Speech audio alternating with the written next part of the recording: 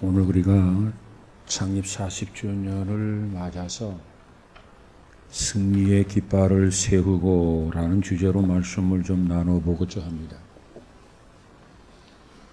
출애굽기 17장 1절에서 7절까지 내용을 보면 이스라엘 백성들이 애굽에서 출애굽을 하고 루비딤에 이르렀을 때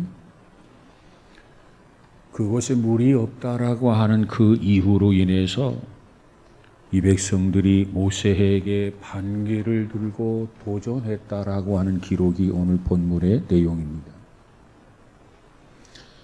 그리고 오늘 본문 8절에서 16절을 보면 이스라엘이 아말렉과의 싸움에서 이겼다는 그러한 내용입니다. 먼저 1절에서 7절까지 내용을 잠시 살펴본다면 그 내용을 통해서 우리가 오늘 본문 8절에서 16절까지 내용을 쉽게 이해할 수 있으리라고 생각이 됩니다. 이 백성들이 이 르비딤에 이르렀을 때 마실 물이 없다. 그래서 모세와 다툰 사건을 2절에서는 뭐라고 표현을 합니까? 너희가 어찌하여 여호와를 시험하느냐 이렇게 말을 합니다.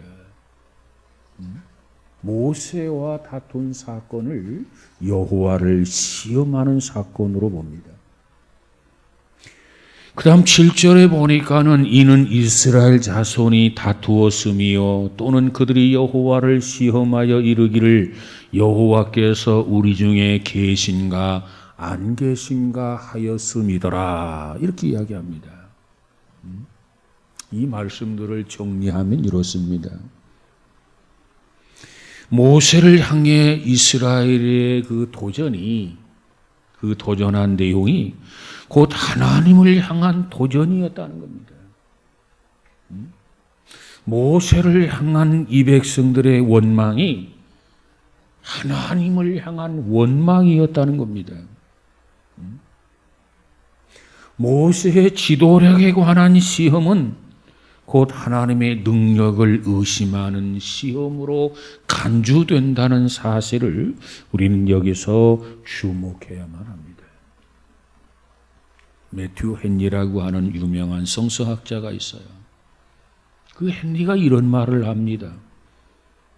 그들이 모세와 다투었으므로 이제는 하나님께서 그들과 싸우기 위해서 아말렉군을 보내셨다. 저들에게 광야에서 물이 없다라고 하는 이유 때문에 그동안 애굽에서의 하나님의 능력을 경험하고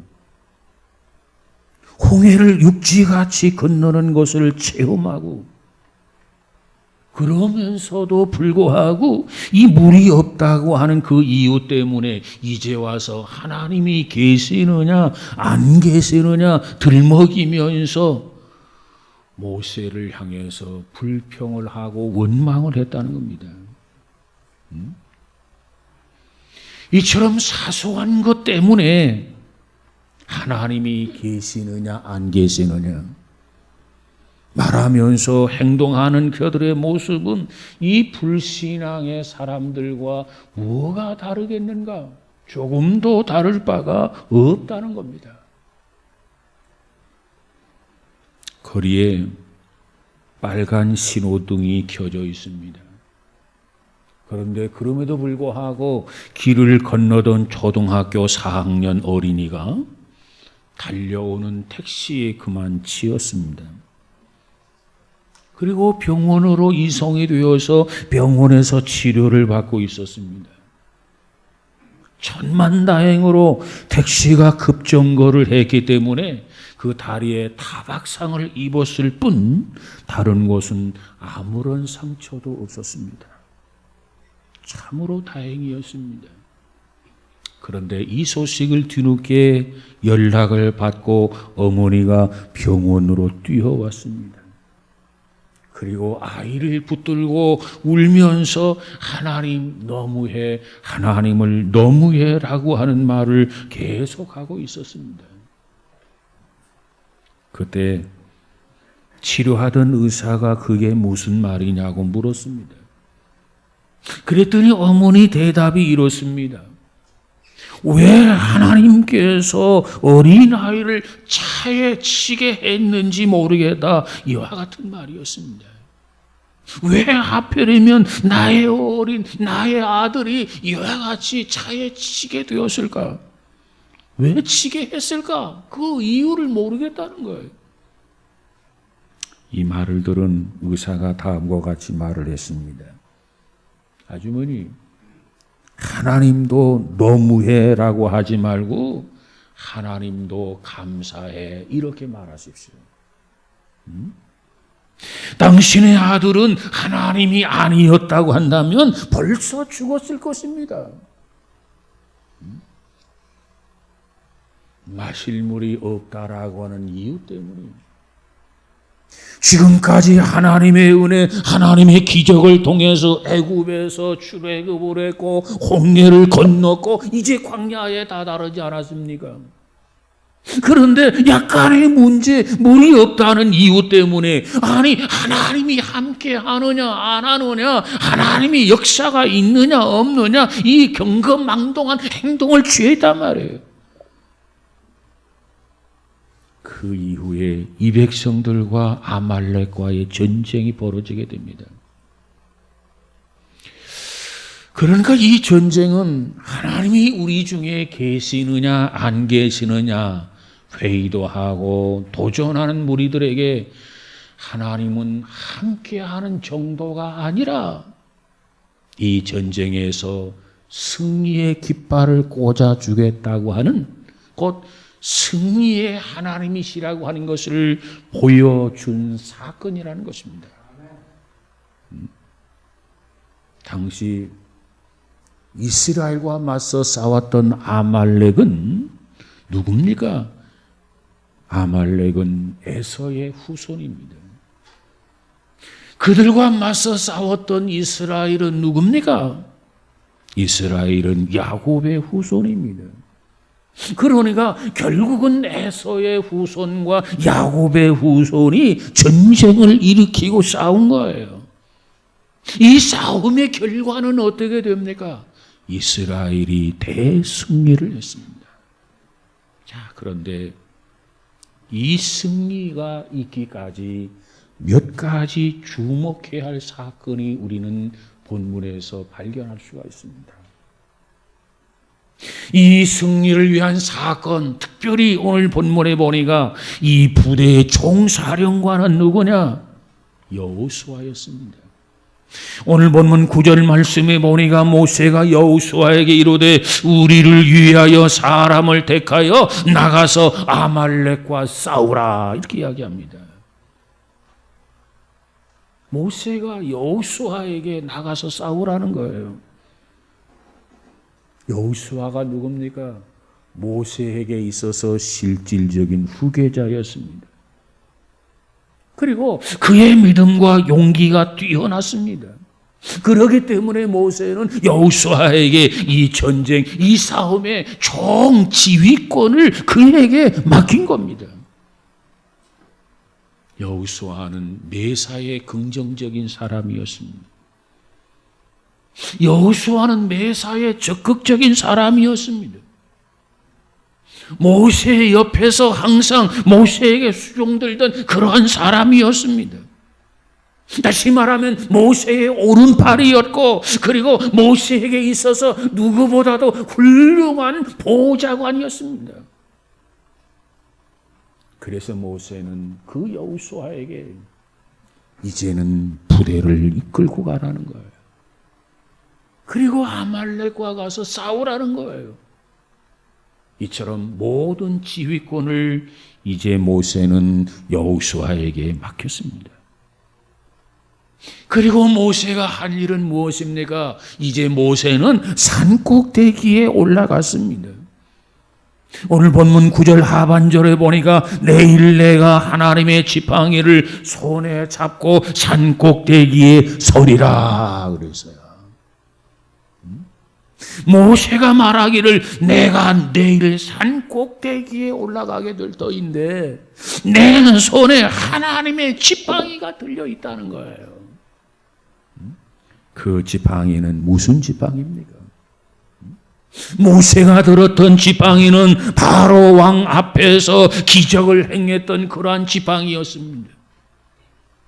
모세의 손에 들렸던 지팡이는 홍해를 가리킬 때 홍해가 육지같이 갈라졌던 그와 같은 지팡이였습니다. 모세가 들었던 지팡이는 반석을 쳤을 때 반석에서 물이 쏟아져 나왔던 그 지팡이였습니다. 지금 모세가 뭐라고 말합니까? 그 지팡이를 들고 지금 산꼭대기에 올라가겠다는 겁니다. 산꼭대기. 다시 말하면 싸우는 모습을 내다볼 수 있는 높은 곳, 그 산꼭대기에 하나님이 주신 능력의 지팡이를 가지고 올라가겠다. 오늘 본문 10절을 가보세요. 여호수아는 싸우고 모세와 아론과 훌은 산꼭대기에 올라갔다 그랬어요. 자, 그런데 문제가 있습니다. 이 백성들은 저 산 밑에서 지금 전쟁을 하고 있어요. 여호수아를 중심으로 해서 전쟁을 싸우고 있는데 이 산 꼭대기에는 이제는 모세와 아론과 훌이 올라가게 됩니다. 그런데 문제는 모세가 손을 들면 여호수아의 군대가 이기고, 그리고 모세가 손을 내리면 아말렉이 이기는 하나의 이변이 일어나게 된 거예요.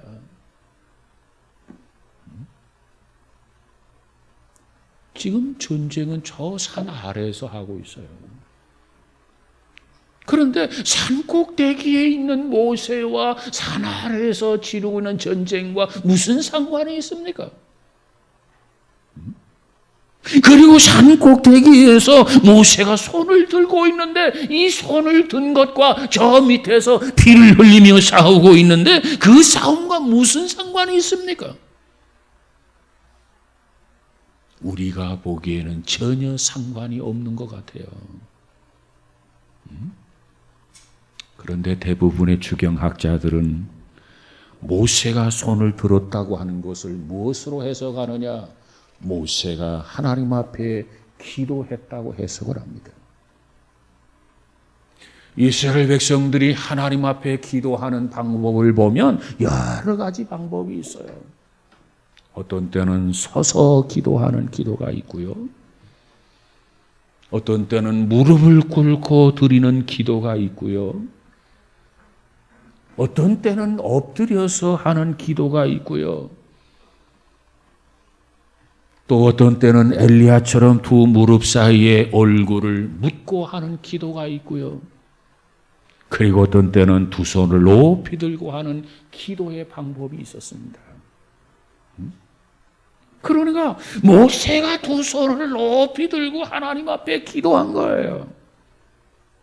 이처럼 모세가 기도하면 이스라엘이 이기고 모세가 기도를 중단하면 이스라엘이 이 전쟁에서 졌다는 겁니다. 그러면 왜 모세가 손을 내리지? 손을 계속 들고 있었으면 좋았을 터인데 모세가 무엇 때문에 손을 내렸습니까? 그 이유가 뭡니까? 오늘 본문 12절에 보니까는 뭐라고 설명합니까? 모세의 팔이 피곤했기 때문에 내려갔다는 거예요. 피곤했기 때문에. 모세도 사람입니다. 모세도 인간입니다. 신이 아니에요. 무슨 로봇가 아니라 그 말입니다. 그렇기 때문에 모세도 한계가 있어요. 연약해요. 그렇기 때문에 한없이 손을 들고 기도할 수 없었어요. 여러분, 우리가 어렸을 때 담임 선생님과 야단을 맞았어요. 그리고 너 나가서 복도에서 무릎 꿇고 두 손을 들고 있어. 벌을 받아요. 처음에는 반항심도 있어요. 내가 뭐 잘못했다고. 내가 얼마나 잘못했길래. 그리고 가서 내가 손을 들고 보라는 듯이 벌을 받아요. 근데 5분이 지나요. 10분이 지나요. 힘이 들어요. 짜증나요. 자세가 불안전해졌어요. 허리를 비비고 와요. 그럼에도 불구하고 손은 내려가요. 어쩔 수 없는 거예요. 이게 인간이란 말이에요. 매튜 헨리라고 하는 유명한 성서학자가 있는데 그 성서학자는 이 12절의 말씀을 이렇게 해석을 했습니다. 아무리 강한 팔이라도 오래 지탱할 수 없다. 오직 언제나 편팔, 피곤하지 않는 팔을 가지고 있는 분은 오직 하나님 한 분이다 그랬어요. 손을 들었음에도 불구하고 피곤하지 아니하고 지속할 수 있는 분은 하나님 한 분밖에 없다는 거예요. 누구든지 연약하고 누구든지 나약하기 때문에 의욕을 가지고 손을 번쩍 들지만 이것이 얼마나 가겠느냐는 겁니다. 자, 그런데 또 하나 이상한 것은 전쟁을 치르고 있는 여호수아의 발이 피곤했다는 말은 본문에 없어요. 전쟁을 치르고 있는데 이 여호수아의 이 발이 피곤했다는 말이 없어. 그런데 오늘 본문에 보니까는 기도하고 있는 모세의 발이 피곤해졌다는 겁니다. 이건 뭘 의미하느냐? 영적인 일이 더 힘들고 영적인 일이 더 실패하기 쉽고 영적인 일이 더 약해지기 쉽기 때문이라는 거예요. 그래서 의욕보다는 다르게 손이 내려가는 거예요. 그래서 아론과 훌이 모세의 손을 붙들어서 올려줍니다. 아론이 누굽니까? 모세의 형이에요. 훌은 누굽니까? 모세의 누이인 미리암의 남편입니다. 그러니까 이 아론과 훌은 둘 다 모세보다 나이가 많아요. 그래서 이 두 사람은 모세보다도 손 위의 사람들이었어요. 그러나 이 두 사람은 모세의 팔을 양쪽에서 붙들어 올린 채 언제까지? 전쟁이 다 끝날 때까지 그대로 서 있었어요. 여러분, 모세만 피곤을 느낍니까? 모세만 피곤해서 팔이 내려가겠습니까? 이 아론과 훌도 피곤했겠지요. 힘이 떨어졌겠지요. 팔이 자꾸 후퇴하려고 했겠지요. 그러나 그럼에도 불구하고 힘을 내어서 끝까지, 언제까지? 전쟁이 끝날 때까지 이 팔이 내려가지 않았다는 거예요.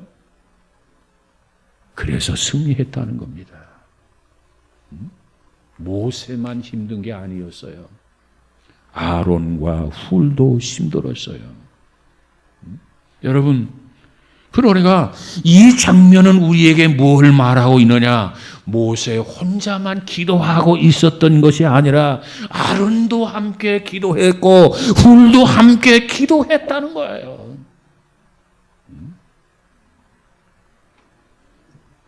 누구 한 사람의 기도만 이루어진 게 아닙니다. 이 전쟁은 여호수아의 용맹만으로 이길 수 있었던 것이 아닙니다. 이 전쟁은 모세의 기도만으로 이길 수 있었던 게 아닙니다.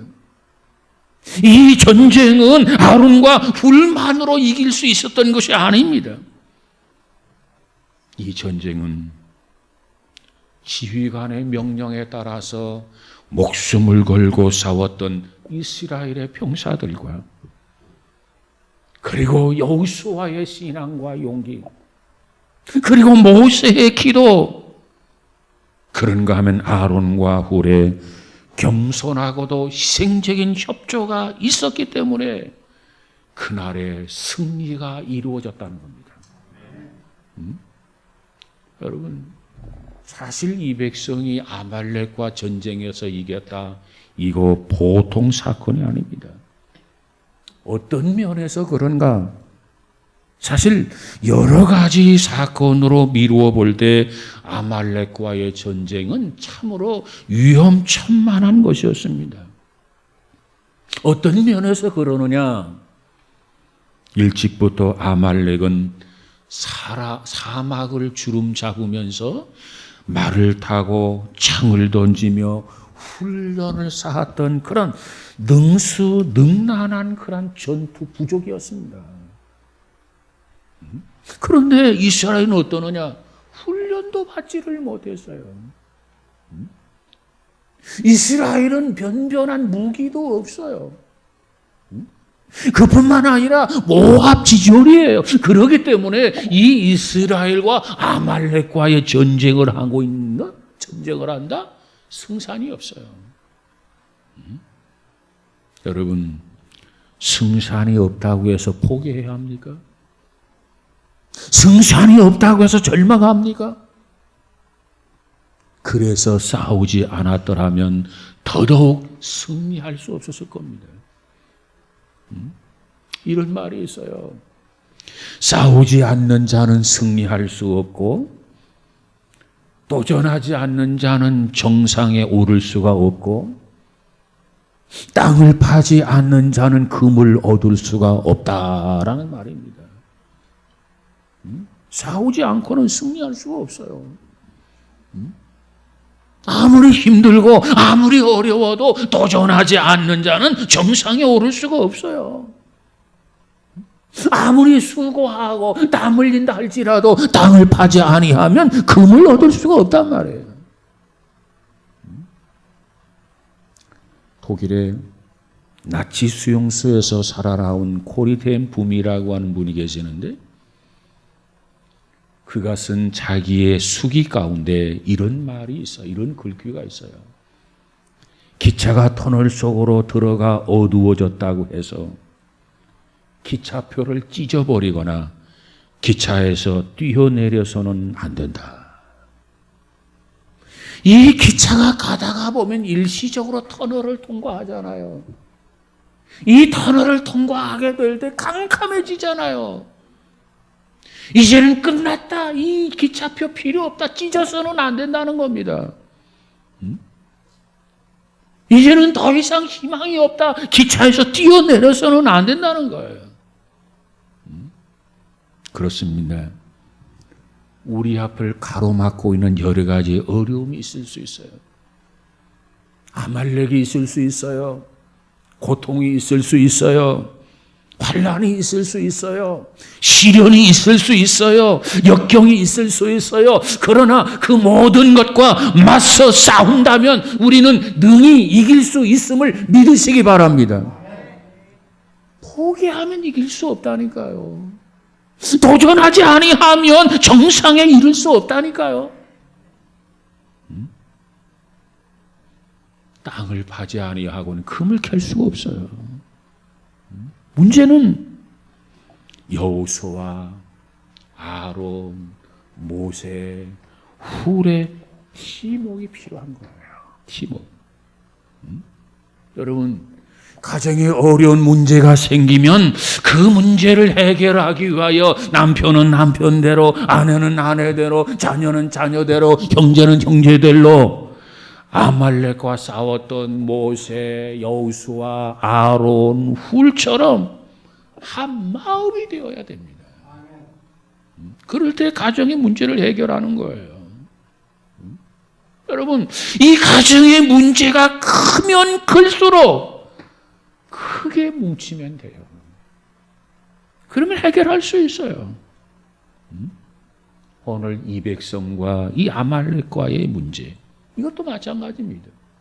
그런 면에서 보니까 지도자와 백성, 모세와 여호수아, 아론과 훌이 모두가 한 마음이 되어서 이 전쟁을 치루었단 말이에요.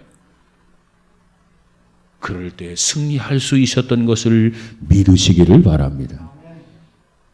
자, 그런데 오늘 본문 15절을 주목하시기 바랍니다. 15절에 뭐라고 말합니까? 모세가 단을 쌓고 그 이름을 여호와 니시라 했다 그랬어요. 여호와 니시. 그리고 16절에서는 뭐라고 말합니까? 여호와가 아말렉으로 더불어 대대로 싸우리라 하셨다 하였더라 그랬어요. 아니 지금까지 이 백성들이 아말렉과 싸운 줄 알았는데 오늘 본문 16절에서는 여호와가 아말렉으로 더불어 대대로 앞으로 싸우리라 이 말씀을 하세요. 그것을 깨달았던 모세는 그곳에 제단을 쌓고 하나님 앞에 감사 예배를 드린 줄을 믿으시기 바랍니다.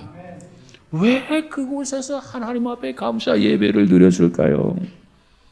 야, 우리가 싸워서 이긴 줄 알았는데, 우리가 단합해서 싸워서 승리한 줄 알았는데, 그게 아니고 궁극적인 승리의 원인은 하나님께 있다는 거예요.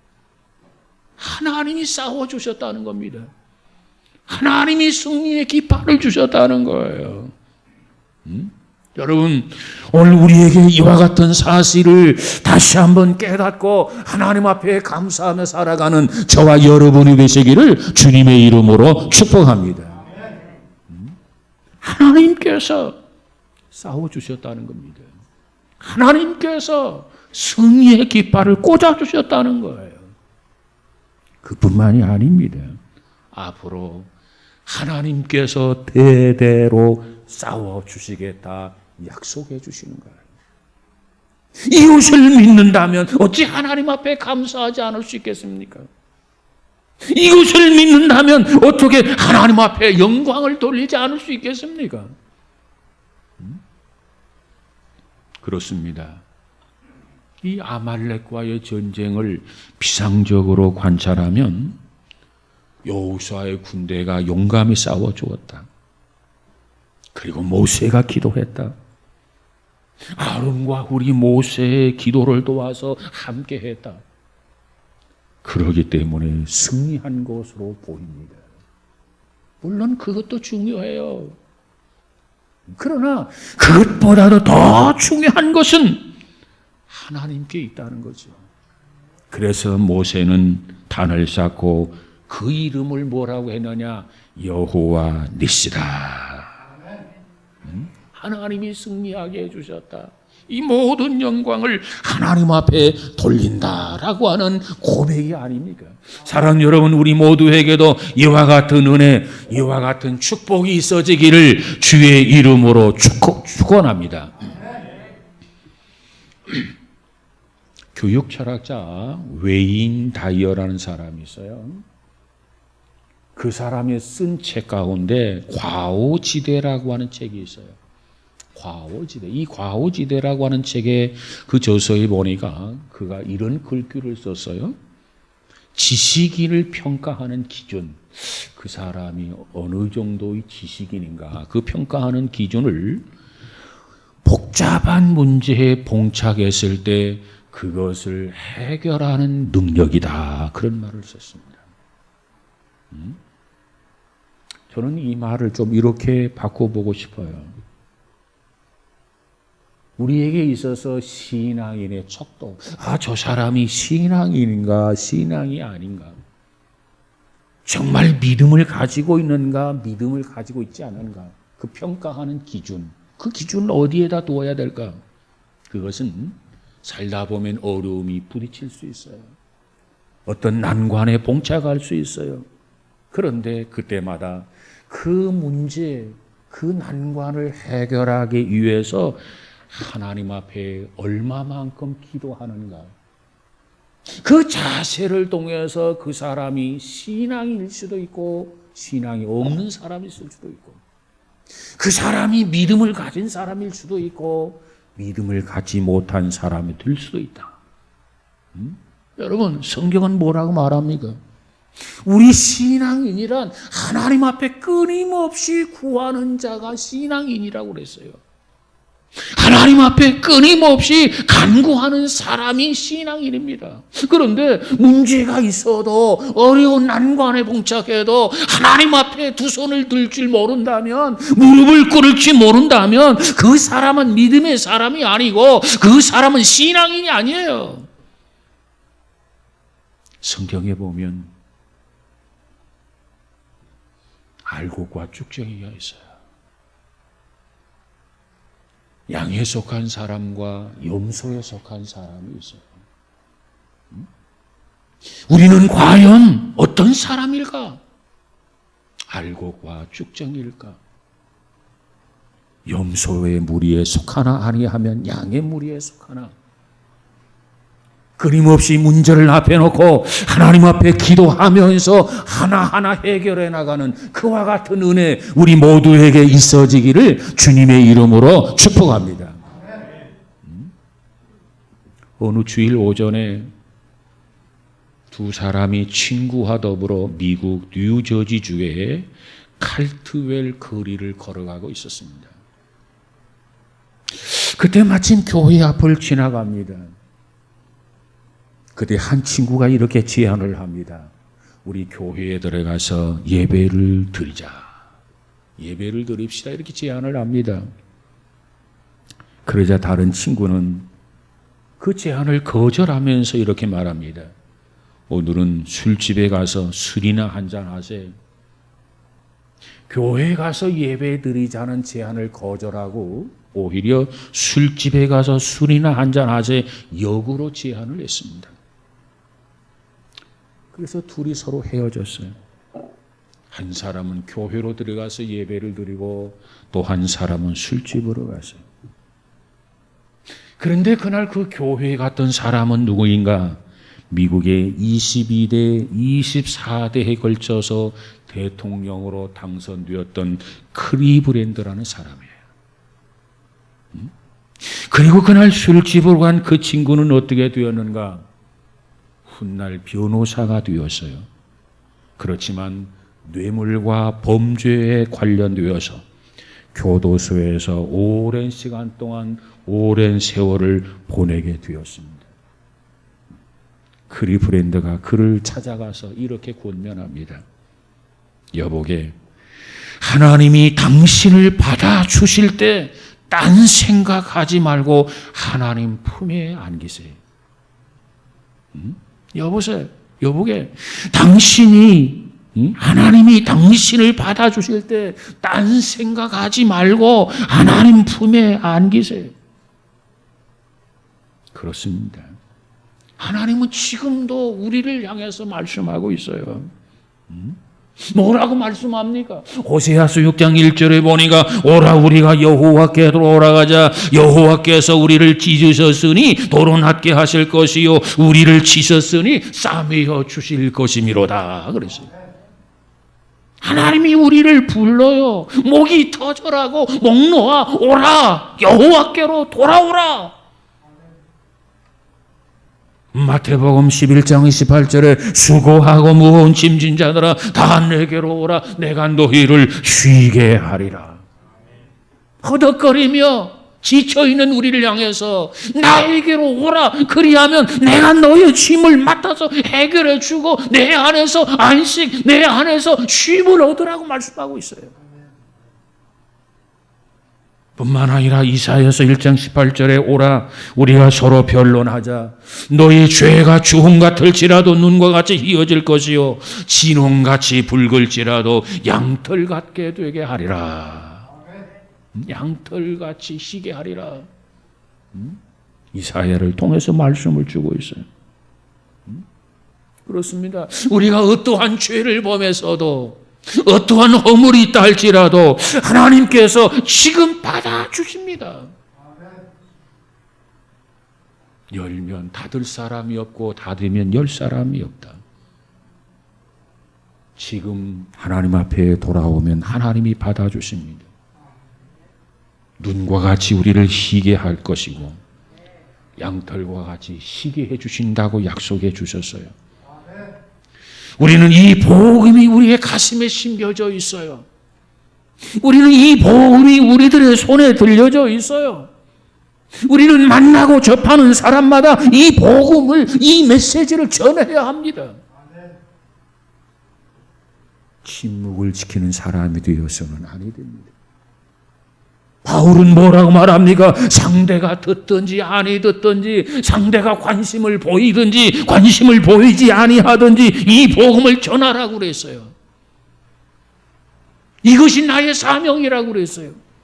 이 사명을 위해서 내가 살기도 하고 내가 죽기도 하리니, 이것이 바울의 고백 아닙니까? 오늘 우리의 사명이요, 우리 교회의 사명입니다. 반드시 믿기는 우리에게 승리의 깃발을 주실 줄로 믿습니다.